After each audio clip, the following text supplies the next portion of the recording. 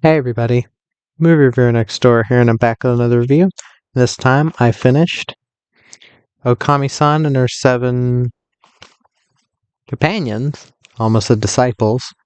This is my Blu-ray here. Finished watching it with a friend. This is a 2010 uh, comedy drama anime.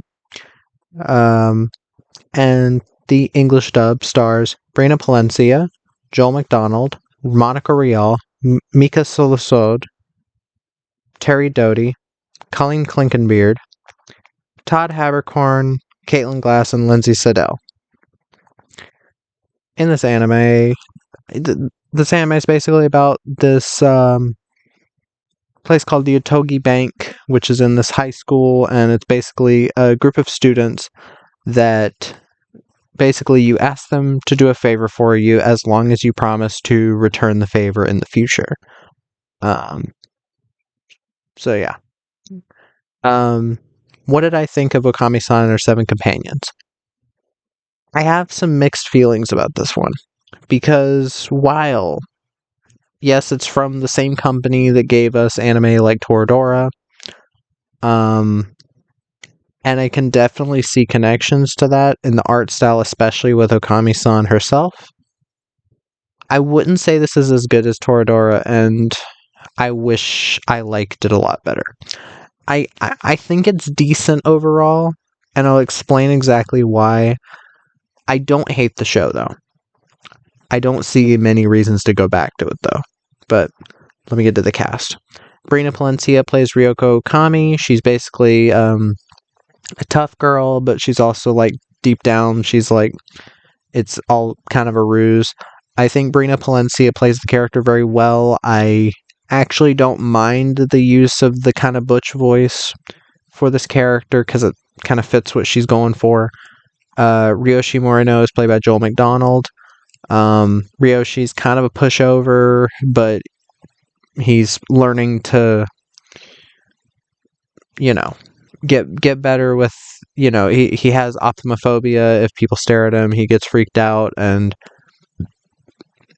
kind of the main weapon he uses throughout the show is a slingshot with pachinko balls. I don't mind the character. I like the character. It's just there are quite a few moments where Joel McDonald kind of slips up on the dialogue in the ways of he's either a bit too overdramatic or a bit, I don't want to say annoying because the character never got super annoying to me, but I don't mind him. Ringo Akai was played by Monica Rial.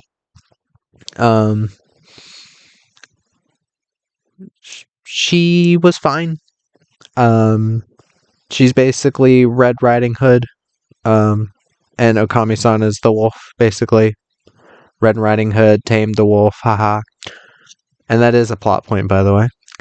I like Monica Rial's voice acting. Mika Solusod played List Kiriki, who's basically the owner of the Otogi Bank, or the leader. I think he does pretty well. He's one of the most memorable characters in the show, even though he doesn't have a ton of screen time overall. Alice Kiriki, played by Terry Doty. I've heard Terry Doty's voice in multiple things. I think this is one of her weaker performances because she's very like, oh yeah, like that. And she kind of talks very robotically in the show. Otsu Tsuragaya, played by Colleen Clinkenbeard, who also was the voice director apparently for this show. She's a maid. She's fine. She doesn't have a ton to do. Taro Urashima, played by Todd Habercorn. He's fine. Otoyume Ryugu is his girlfriend, played by Caitlin Glass. She's fine too. And Majolica LaFay, played by Lindsay Siddell. She's really not in the show that much. I'd be surprised if she has a minute's worth of dialogue in the entire show, because she doesn't even have her own episode. Most of the characters multiple characters have their own episodes, but not her. But okay, with this concept, what are you expecting? You're expecting some interesting dares, or not dares. You're expecting some interesting tasks for the Otogi Bank to do.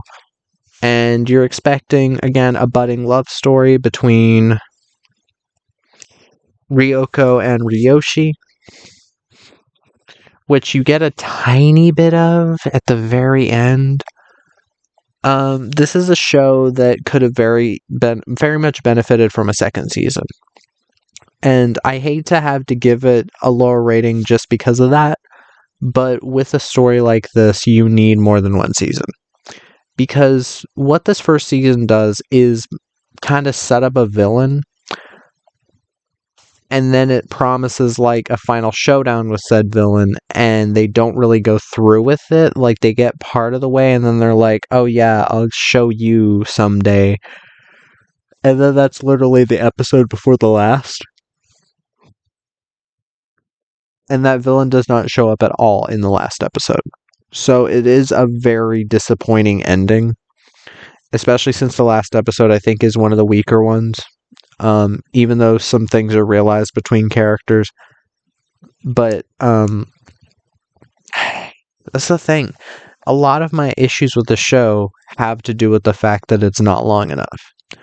This is a show that, like, I never got bored. I will say that. I never got bored watching the show. It was very fast-paced. Each episode without credits is about 20 minutes long. And it's only 12 episodes. But I think that they also breeze through certain things that really... They breeze through certain plot points way too fast. My main issue with the show, like, script-wise... Excuse me, I'm tired. Is that the first half of the show seems to promise a very lighthearted, lighthearted up until a point, but even after that, there's still, like, still lighthearted stuff in it. The first 6 episodes, for the most part, are very, like, slice of life comedy, and then the last 6, it has a weirdly dark tone that it goes for, and I don't quite understand why they went for this tone. Given that the freaking plot, like, the whole thing is supposed to be like takes on fairy tales, again, in the setting of an anime and in modern day in a high school. And I don't think they 100% take advantage of that, other than Ryoshi being basically a prince and Ryoko being a wolf and Ringo being Red Riding Hood. They don't really do a lot with it, and I'm a bit disappointed with that. Maybe the manga did it better. Maybe the dub screwed some things over. I do have some issues with the dub. I'm sorry, I didn't mean to flip y'all off. There are a couple bits where I feel like they added some... I'm pretty sure, yeah, this was Funimation. Maybe this was around the same time they were fucking with dubs to make characters say, like, timely shit, because I swear at one point, Ringo says she's been Twitter baited. And me and my friend were like, wait, what the fuck did she just say? And he was like, yeah, I think she said what you think she said. And I have no closed captions or subtitles for the English dub. So I was very taken aback by that. Excuse me. But other than that, again, the dub is fine. It's nothing special. I'd take the Azumanga Daioh dub over it any day. But yeah, what else would I say? The animation is pretty decent for the most part. I'd probably say Toradora is a bit better animation-wise, though. Because I don't know. I don't remember Toradora when in this anime, whenever there's a wide shot and there's multiple characters in the shot, they look way too skinny and they look really weird. I understand it's harder to draw that small characters characters that small and then make it look natural. But there are even normal portraits. Like it does this thing that a lot of anime do, where at the halfway point of an episode, they'll show a picture of a character and the number of the episode or the episode title. There's one where they show Majolica. It might have been episode 5 or 6 or one of those close. It was in the middle of the show where her leg's like bending here, and then it bends in a way that, and it just like shrinks and gets smaller, and it looks really, really weird. And I know it's a weird thing to talk about, but I was just like, you could have redrawn that, or just drawn it a little better, since it's not like a part of the animation. You could just fix it. But did I think the comedy was funny? For the most part, yeah. It's very simple comedy. Your main love interest is kind of a tsundere, so you get the normal tsundere stuff of, oh, he does, I don't love him, oh, whatever, he's protecting me, he's supposed to, whatever. I do wish they had gone a bit deeper with her character.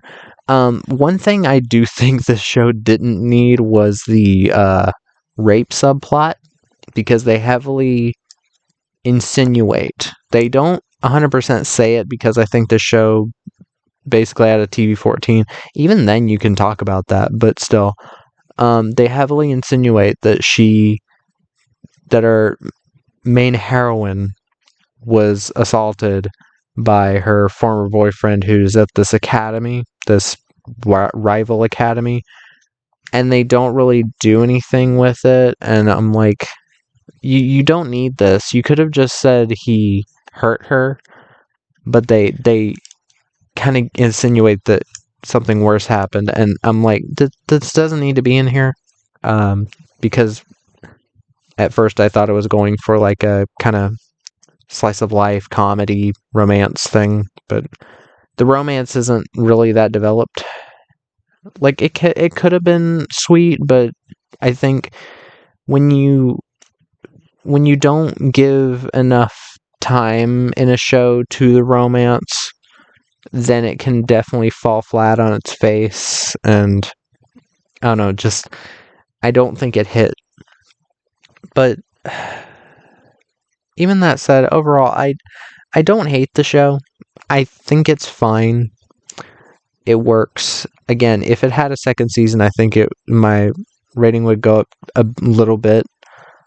But still, it's one of those shows I don't go back to a ton, because I know that there's not a second season, and it does end on a big cliffhanger, especially with the main villain, who you grow to hate in a short amount of time because they make him completely reprehensible. Not the best writing, but you want this final battle, and then it just doesn't happen.